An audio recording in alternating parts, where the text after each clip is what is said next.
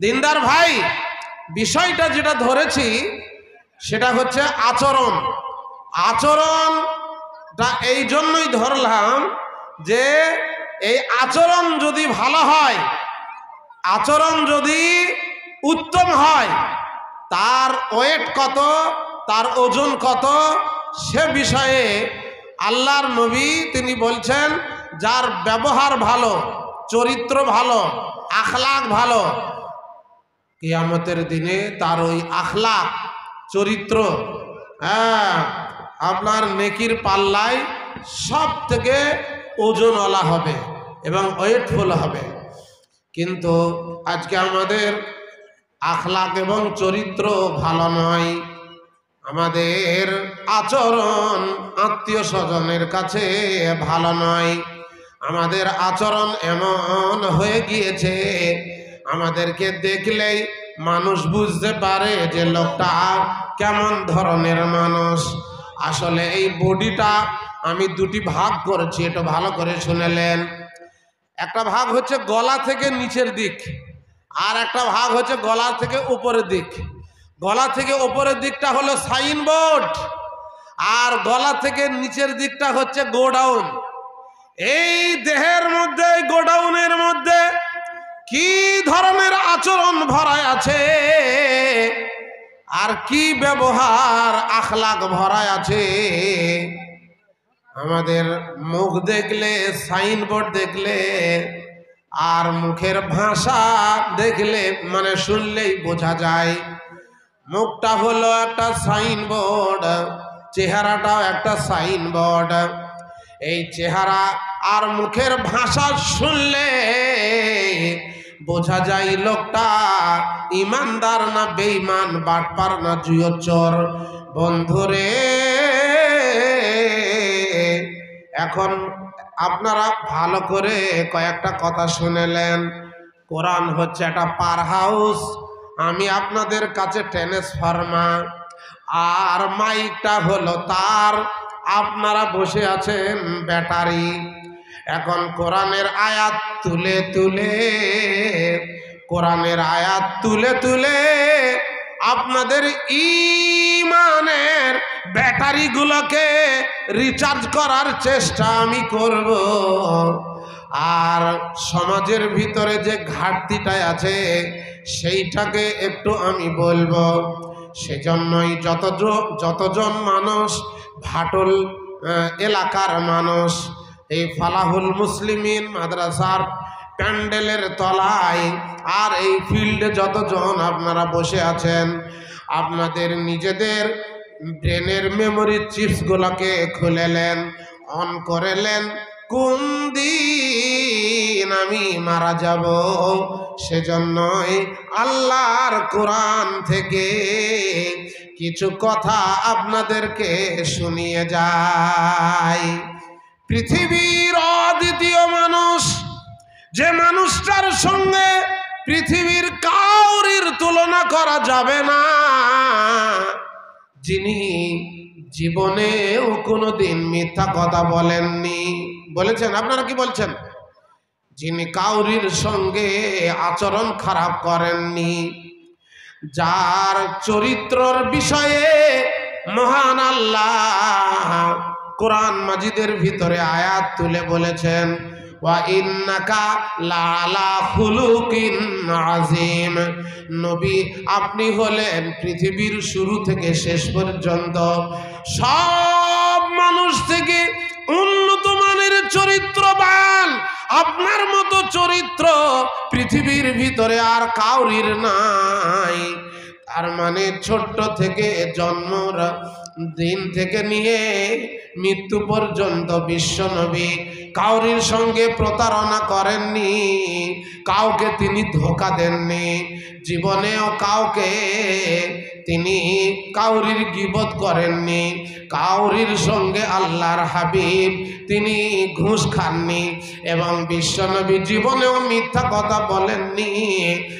আর জন্ম থেকে নিয়ে 40 বছর বয়স পর্যন্ত আল্লাহ তাআলা নবীজিকে তিলে তিলে করে চরিত্রবান বানিয়েছেন।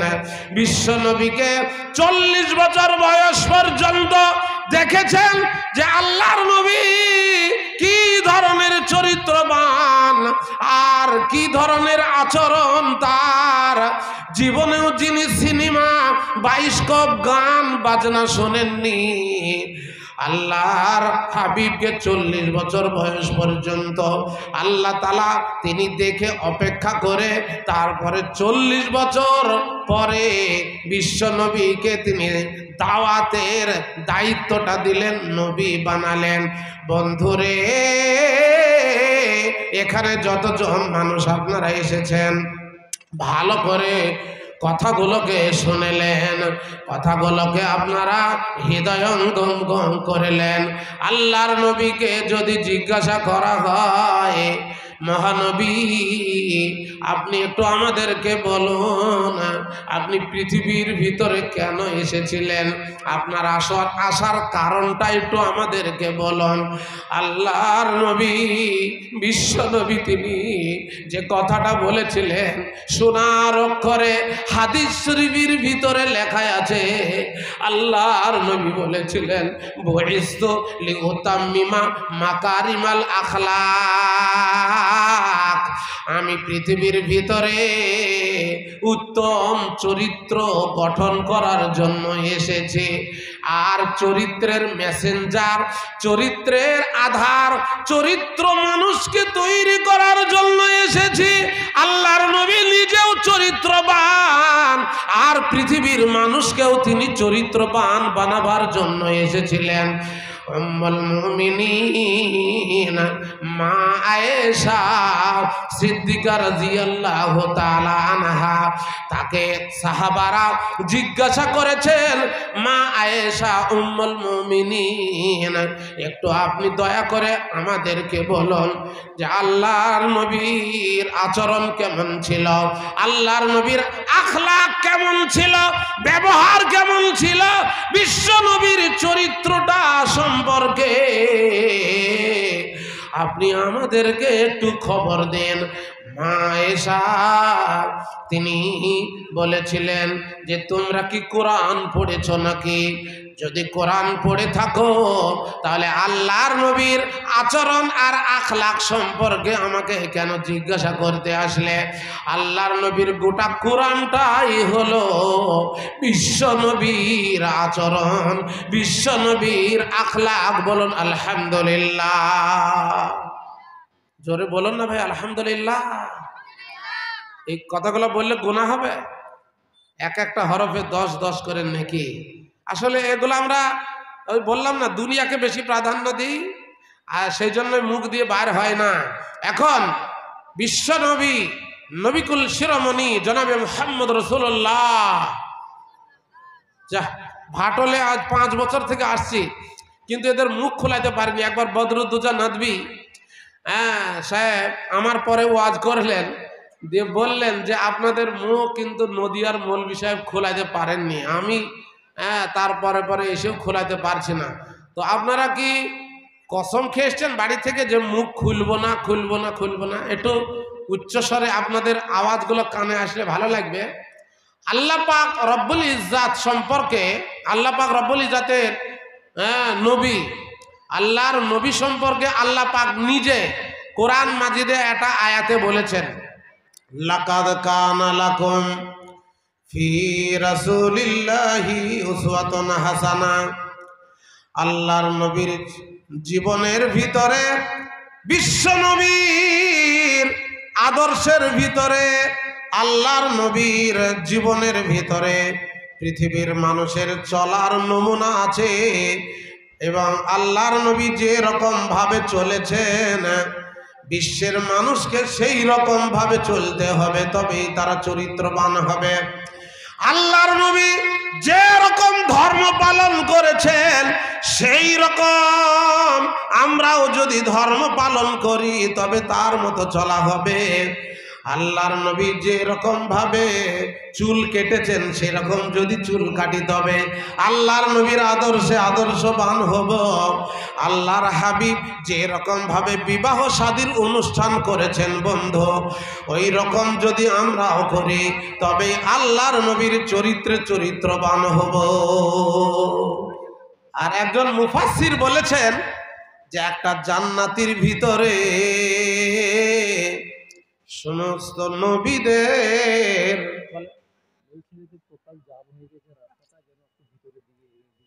তো মহিলারা তো পরের মহিলারা পরের স্ত্রী, আমার কথা শুনবে তো বারবার ডিস্টার্ব হচ্ছে। মা বোনেরা, আপনাদেরই জালসা, আপনাদেরই রাজত্ব। এখন দিন দিন মানে মহিলার সংখ্যা বেড়ে যাচ্ছে, এটা কি আমাদের আলামত। আর পুরুষ কমে যাচ্ছে। তো পুরুষদের পিছনে এখনো খালি আছে, কিন্তু মহিলাদের ভর্তি হয়ে গিয়েছে। মা বোন, আপনাদের কাছে আকল আবেদন, সামনে যার জায়গা খালি আছে, হ্যাঁ, তারা দয়া করে একটু এগিয়ে আসুন। পিছনে জায়গা হচ্ছে না, জাম হয়ে যাচ্ছে। আসলে এই টাইমটা এমন টাইম যে সবাই বাড়িতে খাওয়া দাওয়া সেরে তারা চলে আসে জালসার মাহফিলে। আর যে বিষয়টা ধরেছি খুব ভাইটাল, খুব গুরুত্বপূর্ণ, প্রত্যেকের শোনা খুব জরুরি, দরকার। এ বিষয়ে আমাদের ঘাটতি আছে, কমতি আছে, যার জন্য এই বিষয়টা প্রত্যেকেরই ব্রেনে নেওয়া দরকার।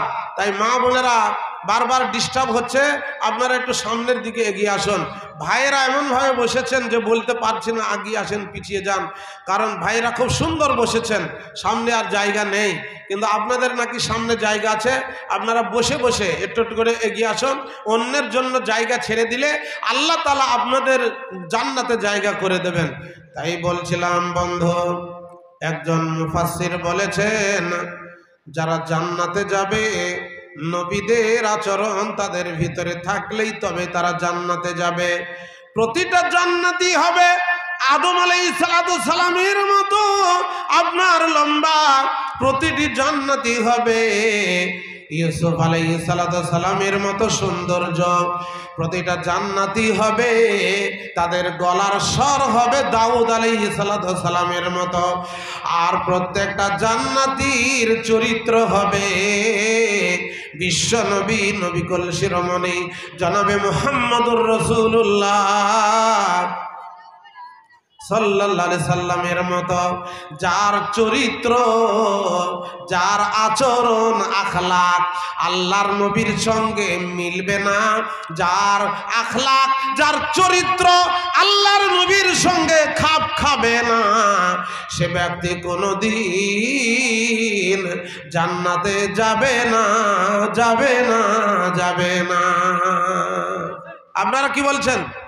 আল্লাহর নবীর চরিত্রবান যে হবে না, সে জান্নাতের চৌকাঠা পর্যন্ত পৌঁছাতে পারবে না। সেজন্যই আল্লাহর নবী সম্পর্কে আল্লাহ আমাদেরকে বলে দিয়েছেন যে নবীর জীবনের ভিতরে তোমাদের চলার পথ আছে। আল্লাহর নবী যেমন তিনি মাদ্রাসা প্রতিষ্ঠা করেছিলেন দারে আরকামে, আমরাও জামিয়া ফালাহুল মুসলিমিন ছোট্ট করে তৈরি করেছিলাম। আল্লাহর নবীর মাদ্রাসায় 4 জন তালবে ইলম সর্বপ্রথমে পড়াশোনা করেছে।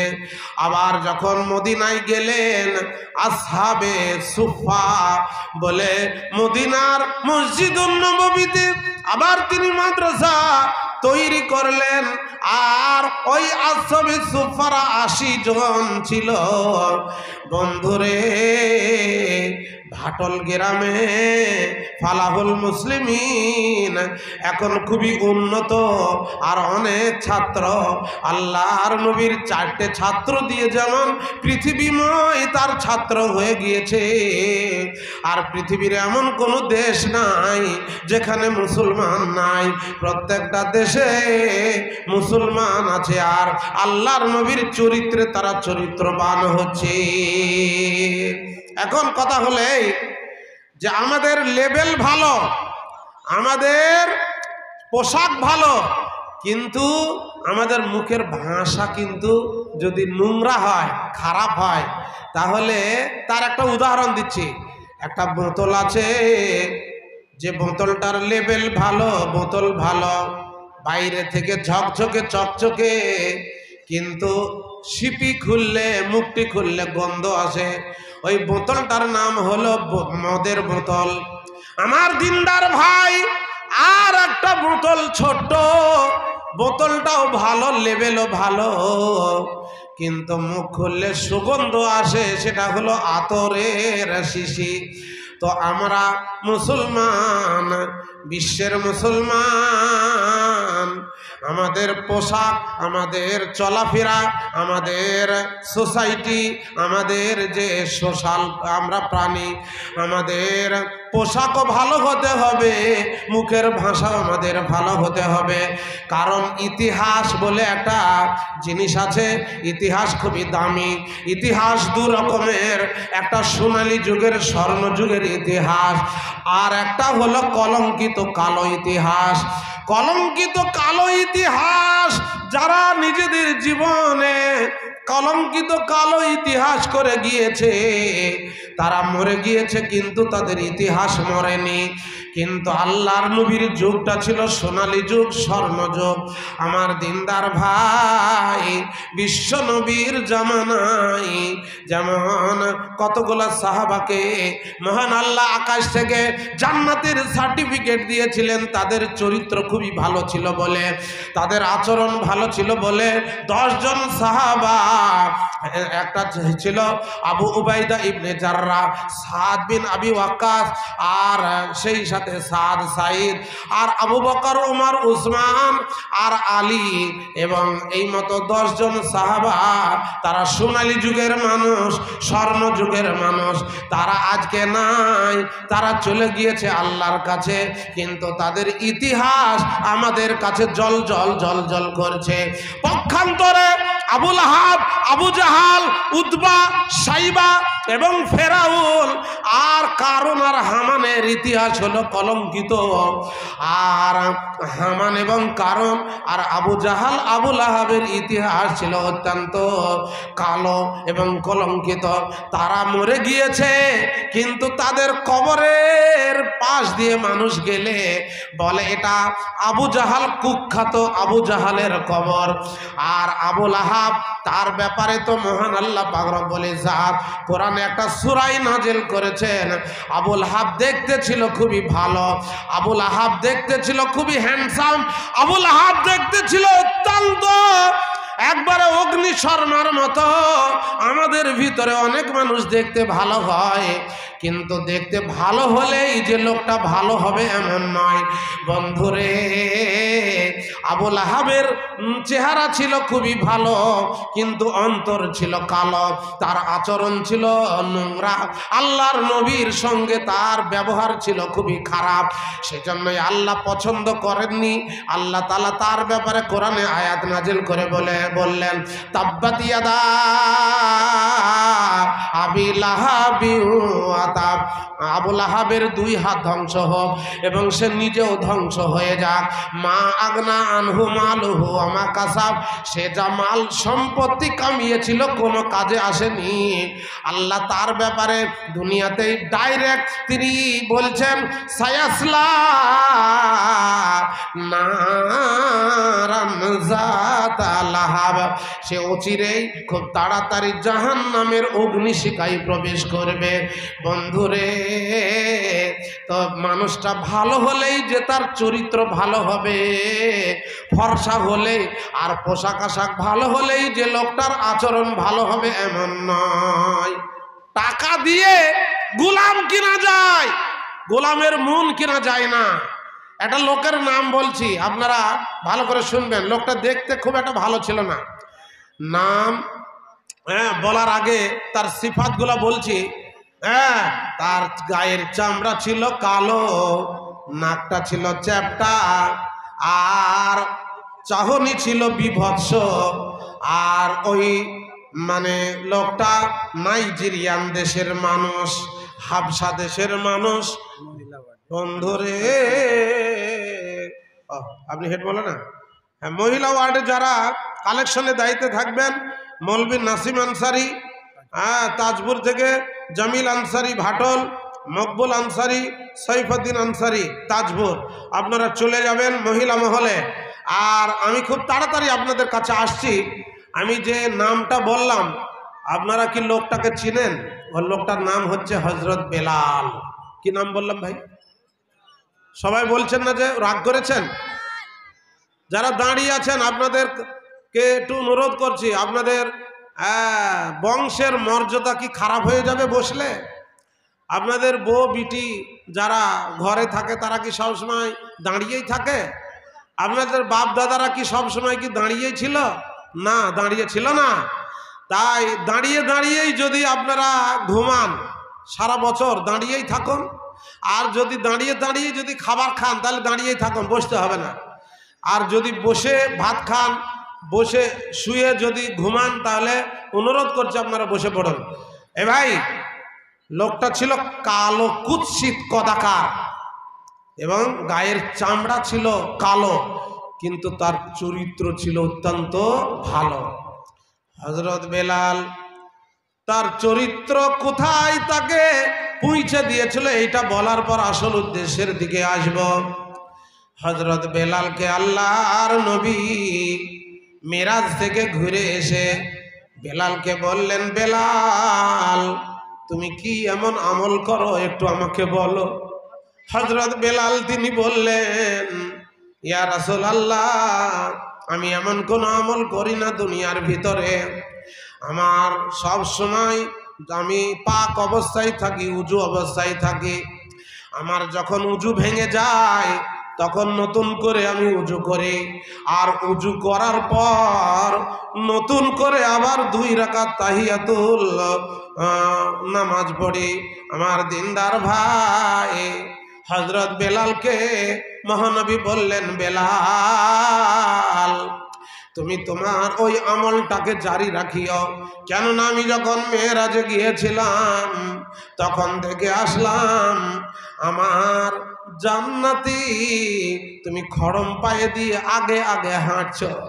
হযরত বেলালকে বিশ্বনবী বললেন, বেলাল তোমার সঙ্গে আল্লাহ তাআলা কি রকম ব্যবহার করবেন তুমি কি জানো? বেলাল বললেন, না ইয়া রাসূলুল্লাহ, আমি জানি না। আল্লাহর নবী বললেন, বেলাল আল্লাহ তাআলা যখন আমাকে জান্নাতে নেবেন তখন আমি হেঁটে জান্নাতে যাব না, উটের উপরে চড়ে আমি জান্নাতে যাব। আর যে উটের উপরে চড়ে আমি জান্নাতে যাব ওই উটের লাগাম ধরে তুমি বেলাল যাবে। বলুন আলহামদুলিল্লাহ, জোরে বলুন আলহামদুলিল্লাহ। আমার দিলদার ভাই বিশ্বনবী হযরত বেলালকে একটা চাকরি দিয়েছিলেন, সেটা হলো মসজিদুন নববীর স্থায়ী মুয়াজ্জিন। আর তিনি কোকিল কণ্ঠে মসজিদুন নববীতে আজান দিতেন। আল্লাহর নবী তিনি ইমামতি করতেন। হযরত বেলালের আজান আরশ পর্যন্ত পৌঁছে যেত, তার সুললিত কণ্ঠের আজান। কিন্তু আল্লাহর হাবিব যেদিন তিনি ইন্তেকাল করলেন, বিশ্ব নবী যেদিন তিনি পৃথিবী ছেড়ে চলে গেলেন, হযরত বেলাল তিনি আর মদিনায় থাকতে পারলেন না। আল্লাহর নবীর রওজা মুবারকের দিকে তাকিয়ে, মেহরাবের দিকে তাকিয়ে অঝর নয়নে তিনি কাঁদতেন। একবার আবু বকরকে বেলাল বললেন, হযরত আবু বকর তুমি বিশ্ব নবীর রওজা মুবারকের দিকে তাকিয়ে কি করে সহ্য করো, আর বিশ্ব নবীর মেহরাবের দিকে তাকিয়ে তুমি কি করে সহ্য করো? আবু বকর আমি যখন আল্লাহর নবীর রওজা মুবারকের দিকে তাকাই আমার কলিজাটা ছিঁড়ে যায়, আর আমি সহ্য করতে পারি না। তাই তিনি সেই দেশ ছেড়ে যখন বিদেশে চলে গেলেন, 6 মাস হয়ে গেল। আল্লাহর নবী তাকে স্বপ্নের ভিতরে বললেন, বেলাল আর তুমি তো আজান দাও না, আর আমাকে তুমি সালাম দাও না। হযরত বেলাল তিনি বিশ্ব নবীর এই স্বপ্নটা দেখার পর আবার তিনি তিনি মদিনায় ফিরে আসলেন। মদিনার লোকেরা বলল, বেলাল, আল্লাহর নবীর জামানায় যেমন তুমি আজান দিতে ওই রকম আবার আজান দাও। হযরত বেলাল তিনি বললেন যে আমি যদি আজান দিই আল্লাহর নবীকে কি তোমরা এনে দিতে পারবে নাকি? কার জন্য আজান দেব? বিশ্ব নবী তো আর তিনি আমাদের মাঝে নাই। হযরত বেলাল কাউরির কথায় আজান দিলেন না। অবশেষে ইমাম হাসান আর হুসেন এসে যখন বেলালকে বলল, বেলাল তুমি নবীজি আমার নানার জামানায় যেমন তুমি আজান দিতে বেলাল, তুমি আবার এই সময় একটু আজান দাও। আল্লাহর নবী ইমাম হাসান আর হুসেনকে খুবই ভালোবাসতেন, আর তাদের কথা তিনি ফেলতে পারতেন না। হযরত বেলাল তিনি জানতেন, তাই বেলাল ইমাম হাসান হুসেনের কথাতে মেহরাবের উপরে অর্থাৎ যেখানে আজান দিতেন সেখানে উঠে এবার আজান শুরু করলেন। আল্লাহু আকবার, আল্লাহু আকবার, আশহাদু আল্লা ইলাহা ইল্লাল্লাহ। তারপরে যখনই বললেন আশহাদু আন্না মুহাম্মদ শব্দ বলার সাথে সাথে বেলাল তিনি বেহুশ হয়ে পড়ে গেলেন। বন্ধুরে, একজন কবি এই দৃশ্যটাকে এই রকম ভাবে কবিতার আকারে তুলে ধরেছেন। উঠো বেলাল মিনারাতে সময় বইয়া যায়, আজান দাও গো মধুর সুরে, শুনবার মন যে চাই। বেলাল বলে আজান দিলে কলিজায় মোর আগুন জ্বলে, আমার আজান কে শুনিবে নবী নাই দুনিয়ায়, আজান দাও গো মধুর সুরে, শুনবার মন যে চাই। বেলাল বলে আজান দিলে আমি যদি যাই গো মরে, সবাই দিও দোয়া করে আখেরি বেলায়, আজান দাও গো মধুর সুরে, শুনবার মন যে চাই। অধম কবি ভেবে বলে এমন প্রেমী কয়জন মিলে, অধম কবি ভেবে বলে এমন প্রেমী কয়জন মিলে, এমন প্রেমিক আর হবে না এই যে দুনিয়ায়, আজান দাও গো মধুর সুরে, শুনবার মন যে চায়। কি চরিত্র গঠন করেছিলেন হযরত বেলাল। দিনদার ভাই, এবার আমি আসল উদ্দেশ্যের দিকে আসব। তবে পৃথিবীর ভিতরে নবী এসেছেন 2 লাখ বা 1,24,000, তাই তো? আপনারা কি বলছেন? 1,24,000 নবী তো? 1,24,000 নবীর ভিতরে কোরআন মাজিদে কজন নবীর নাম এসেছে? 25টা। আর বিদায় হজের ভাষণে আল্লাহর হাবিব প্যারা নবী জনাবে মুহাম্মদ রাসূলুল্লাহ সাল্লাল্লাহু আলাইহি সাল্লাম ওই ভাষণের সময় আল্লাহর নবীর সাহাবার সংখ্যা ছিল প্রায় 1 লাখের কিছু বেশি। 1 লাখ, কেউ কেউ বলছে 24,000। এবার আপনারা একটু মুখ খুলে বলবেন যে 1,24,000 সাহাবার ভিতরে কজন সাহাবার নাম কোরআন মাজিদের ভিতরে এসেছে? কেউ বলতে পারবেন? যদি বলতে পারেন তাহলে তাকে বাহবা দেব, পুরস্কার দেব। বলুন, কেউ পারবেন? পারবেন না। একজন সাহাবার নাম এসেছে গোটা কোরআনে।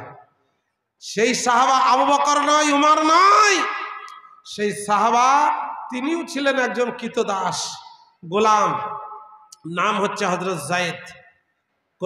কোথায় আছে? ফালাম্মা কাযা যায়েদুনিল ওয়াতারা যাওয়াজনাকাহা, আল্লাহ বলছেন যে যায়নাব বিনতে জাহাশ তার বিবাহ যখন আকাশে আল্লাহ তাআলা তিনি পড়িয়ে দিলেন, তার আগে বিবাহ হয়েছিল যায়েদের সঙ্গে, কিন্তু বনিবনা হয়নি। আর যায়েদ যখন যায়নাব বিনতে জাহাশকে তালাক দিয়ে দিল, আল্লাহ তাআলা তিনি বলছেন যাওয়াজনাকাহা, নবী আপনার সঙ্গে যায়নাব বিনতে জাহাসের বিবাহ পড়িয়ে দিলাম আমি আকাশে। আমার দিনদার ভাই হযরত যায়েদ তিনি কি এমন চরিত্রবান ছিলেন, কেমন তার আচরণ ছিল যে আল্লাহর নবীর বাড়িতে লালিত পালিত হয়েছিলেন। আর এত তিনি ভালো মানুষ ছিলেন, ছোট্টবেলায় হারিয়ে গিয়েছিলেন। আল্লাহর নবীর বাড়িতে পরিশেষে আল্লাহ তাআলা তাকে লালন পালন করালেন এবং তার আচরণ, তার আখলাক, তার স্বভাব, তার চরিত্র এত ভালো ছিল যে তার নামটা আল্লাহ কোরআনে তিনি নিয়ে আসলেন। এখানে যতজন মানুষ আমরা বসে আছি সমস্ত মানুষকে শিক্ষা নেওয়া দরকার। সোনালী যুগের, স্বর্ণ যুগের মানুষ হযরত যায়েদ তিনি কত ভালো মানুষ ছিলেন যে তার নাম কোরআনে আল্লাহ আনলেন। আবু বকরের নাম আসেনি, কিন্তু ইনডাইরেক্ট ভাবে তার দানকে কেন্দ্র করে আল্লাহ কোরআনে আয়াত নাজিল করেছেন। হযরত উমারের কথাকে আল্লাহ কোরআনে সাপোর্ট করেছেন। হযরত উমারের অনেক কথাকে কেন্দ্র করে আল্লাহ কোরআনে আয়াত নাজিল করেছেন, কিন্তু উমারের নাম কোরআনে আসেনি, আবু বকরের আসেনি। আবু বকর হলো পৃথিবীর মধ্যে সব থেকে সেরা মানুষ আর সব থেকে উম্মতের মধ্যে প্রথম মুসলমান। আর পৃথিবীর সমস্ত উম্মতের আমল থেকে আবু বকরের আমলটা হবে সব থেকে দামি এবং ওয়েটফুল। হযরত উমার তিনি হাদিস শরীফের ভিতরে আছে, বলছেন হযরত আবু বকরের এক রাত্রির ইবাদত যদি আমাকে দিয়ে, হযরত উমার তিনি বলছেন আমার জীবনের সমস্ত আমলগুলো যদি আবু বকর নিতে চায়, আমি আমার জীবনের সমস্ত আমলগুলো দিতে রাজি আছি। কিন্তু এক রাত্রির ইবাদত আল্লাহর কাছে এত প্রিয় হয়েছে, আল্লাহর কাছে এত দামি হয়েছে যে রাত্রিতে কাফের বেঈমানেরা মক্কা থেকে বিশ্ব নবীকে তাড়াতে তাড়াতে নিয়ে গিয়ে গারে সৌরে, গারে জাবালে লুকিয়েছিলেন হযরত আবু বকর। আল্লাহর নবীকে হেফাজত করেছিলেন। ওই রাত্রির ইবাদতটা আল্লাহর কাছে খুবই দামি হয়েছে। বন্ধুরে, সেই নবীজির হাদিসের সংরক্ষণ করার জন্য জামিয়া ফালাহুল মুসলিমিন, এখানে কম্পিউটার ট্রেনিং দেওয়া হবে, এখানে ইতিহাস, এখানে ভূগোল, এখানে ইংরেজি, এখানে দোয়া দরুদ, এখানে একটা মানুষকে মানুষ রূপে গড়ে তোলা হবে। আর তারই জন্য এই নিজামিয়া, ফারেগি, বুখারী শরীফ পর্যন্ত এই মাদ্রাসা, মানুষকে মানুষ রূপে গড়ে তোলা, এটা হচ্ছে সব থেকে দামি জিনিস। আর পৃথিবীর ভিতরে সব থেকে ভারী জিনিস হচ্ছে প্রকৃতপক্ষে মানুষ হওয়া। কবি রবীন্দ্রনাথ ঠাকুর একটা কথা বলে গিয়েছেন যে হতে পারো তুমি দৈত্য দানব, কিন্তু প্রকৃতপক্ষে তুমি মানুষ হতে পেরেছো কিনা এটা আমার সন্দেহ হয়, তাই কিনা? ডাক্তার, মাস্টার, ইঞ্জিনিয়ার, প্রফেসর হওয়া বড় কঠিন, বড় সহজ, কিন্তু মানুষ হওয়া বড় কঠিন, তাই কিনা? পৃথিবীর মধ্যে সব থেকে কঠিন হচ্ছে প্রকৃত মানুষ হওয়া। আর মানুষ তৈরির ফ্যাক্টরি আগে অতীতে ছিল না, বর্তমানেও নেই। একটাই বানিয়েছিলেন বিশ্ব নবী, নবিকুল শিরোমণি জনাবে মুহাম্মদ রাসূলুল্লাহ। যা নবীর নামে দরুদ পড়ছেন না আপনারা? কার দিলে কতটুকু নবীর মহব্বত আছে জানি না। একটাই প্রতিষ্ঠান, একটাই ফ্যাক্টরি বানিয়েছিলেন, সেটা হচ্ছে নবী মুহাম্মদ রাসূলুল্লাহ সাল্লাল্লাহু আলাইহি সাল্লাম।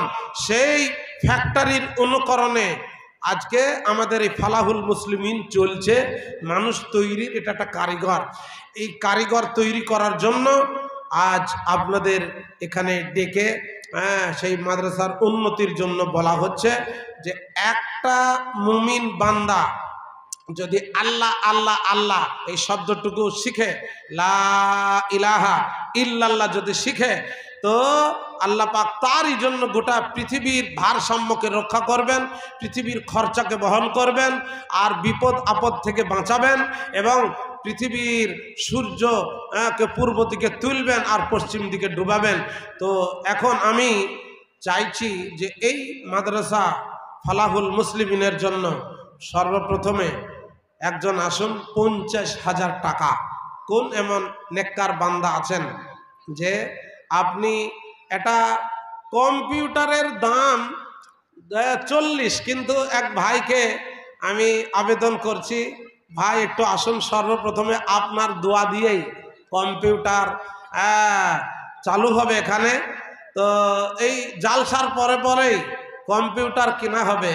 তো আমি চাইছি যে 40,000 টাকা দাম, কিন্তু আর কিছু বাড়িয়ে দিয়ে সর্বপ্রথমে 50,000 টাকা, তারপরে আমি পরপর তার সঙ্গী হিসাবে চাইব। আসুন ভাই, আল্লাহর কোন নেককার বান্দা আছেন যে সর্বপ্রথমে দেবেন? আপনি 50, ভাই একটু আসেন না জালাল ভাই, এটা মুসাফা করি আপনার সাথে, সর্বপ্রথমে আপনারটা দিয়ে শুরু করে। এটা আসেন আসেন আসেন, আমার ভাই মর্দে মুজাহিদ মঞ্জুর বিন আব্দুল জলিলের চাচা বলে কম্পিউটার আপনি দেবেন, একটু বাড়ি আর 15 বাড়ি 50 করে দেন, হবে না?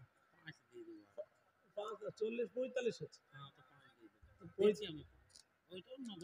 ওটা নগদ দেবেন। তো ওইটা আমার আবদারটা একটু রাখেন, আর 5-এর জন্য আমার জন্য 5 আর 5 একটু রাখেন। আমি বলি শুনে, এই মোটামুটি কম্পিউটার দাম যদি 35 হয়, তাহলে ওই প্লাস্টার করতে এখন 100 বছর সিমেন্ট লাগবে, তো 15,000 টাকা হলে প্রয়োজন। 45 করছেন তাই? কম্পিউটারে 40 আর 5 দিয়ে উনি 45 করছেন, 40,000 কম্পিউটারে লাগবে। আচ্ছা, আর 5 দিয়ে উনি 45 করছেন, আমি 50 চেয়েছি। তো এরপরে দেন। আল্লাহর নেককার বান্দা মর্দে মুজাহিদ এখনো পৃথিবীর ভিতরে আছে।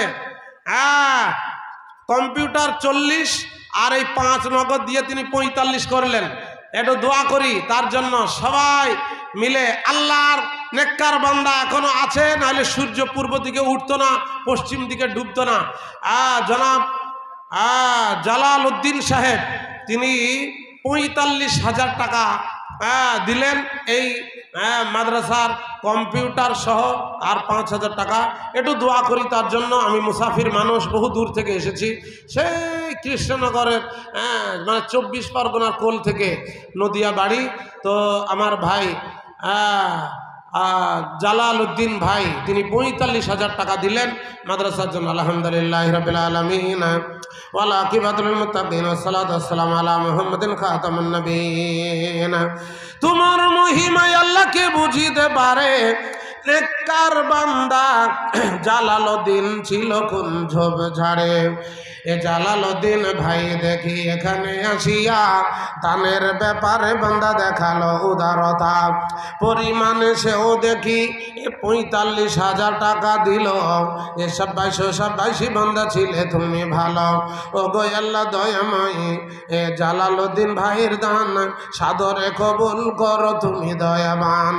মোর হাতে কিছু নাই, সবই তোর হাতে, এ দোয়া করিতে চিরকাবে যাই যাতে। হে আল্লাহ, হে প্রভু দয়াময়, তোমার একজন নেককার বান্দা, পরহেজগার বান্দা, সর্বপ্রথমে তিনি 45,000 টাকা মাদ্রাসায় দান করলেন।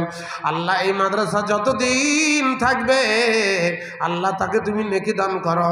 আল্লাহ তার ব্যবসায় তুমি বরকত দাও। 45,000 টাকার বদলে তাকে তুমি 45 কোটি টাকার মালিক বানিয়ে দাও। আল্লাহ তার ছেলে মেয়েদেরকে তুমি দুনিয়াতে ভালো রাখো, আর তার আত্মীয় স্বজন যারা মরে গিয়েছে, বাপ মা, আল্লাহ মাতা পিতার কবরে তুমি জান্নাতের বাগান বানিয়ে দাও। এই মতো শত শত বলি বইয়ের কত, নেকের খাতে নেকি লেখো তুমি মন মতো। আমিন আমিন আল্লাহ, আমিন আমিন, মোদের দোয়া কবুল করো বলার আমিন। এবার আসুন, দিনদার নেককার বান্দা কে আছেন যে আপনি 10,000 টাকা আমি চাইছি আপনার 30 জনের কাছে, 10,000 করে 30 জনের কাছে 10,000 করে নেব।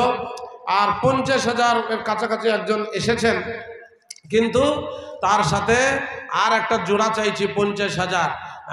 কোন নেককার বান্দা আছেন? অনেক পয়সা, তো কোন জায়গায় টাকা খরচ করতে হয় আমরা জানি না, বলেন। আর 500 দেবেন, কি নাম? আশ মোহাম্মদ কোথায় বাড়ি? এইখানে ভাটলে। এ ভাটলের আশ মোহাম্মদ এখানে আসিয়া 500 টাকা নগদ আর 500 ধার লিখে নেন। আশ মোহাম্মদ নামে এখানে আসিয়া এই 1,000 টাকা দিল, ছিল ভালোবাসা। ও গো আল্লাহ দয়াময়, তোমার তোমার ভালোবাসার দান সাদরে কবুল করো তুমি দয়াবান। মোর হাতে কিছু নাই সবই তোর হাতে, এ দোয়া করিতেছি রক্ষা পেয়ে যাই যাতে। কাতরে তোমার দ্বারে বলি বারবার, হে আল্লাহ তাকে দিও তুমি সুখেরই সংসারে। হে আল্লাহ, হে প্রভু দয়াময়, আশ মোহাম্মদ তোমার একজন নেককার বান্দা, তিনি 1000 টাকা এই আমার জালালউদ্দিন সাহেবের ভাইয়ের পরে পরেই দান করলেন। আল্লাহ তার দানকে তুমি সাদরে কবুল করে নাও, আল্লাহ তার প্রতি তুমি রহম করো। এটা কে দিল? আপনার মা। আপনার নাম কি? নাজের। নাজের আনসারীর মাথা পর্দাতে বসিয়া কিছু দান দিয়ে গেল, ছিল ভালোবাসা। ও গো আল্লাহ দয়াময়, নাজেরের দান সাদরে কবুল করো তুমি দয়াবান। মোর হাতে কিছু নাই সবই তোর হাতে, এ দোয়া করিতেছি রক্ষা পেয়ে যাই যাতে। আমিন আমিন আল্লাহ, আমিন আমিন। মোদের দোয়া কবুল করো রব্বুল আলামিন। আপনারা নিজের দান নিজের হাতে এসে দিয়ে যান। এটা একটা সোনার জিনিস মা বোনেদের পক্ষে। বিহার থেকে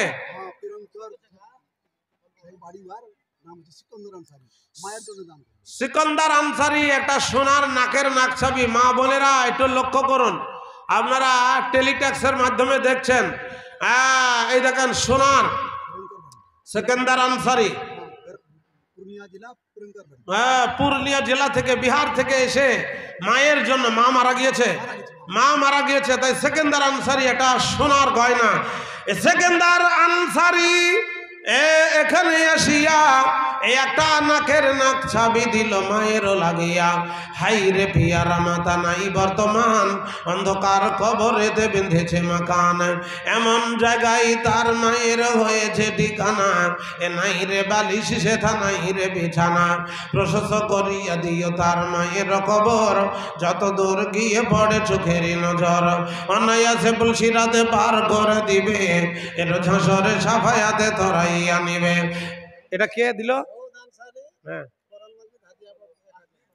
সৌদ আনসারি। এটা কোরআন আর হাদিয়া স্বরূপ 1000 নয় আছে তো? হ্যাঁ, এ সৌদ আনসারি নামে দেখি এখানে আসিয়া 1000 টাকা আর একটা কালাম পাক দান দিল, ছিল ভালোবাসা।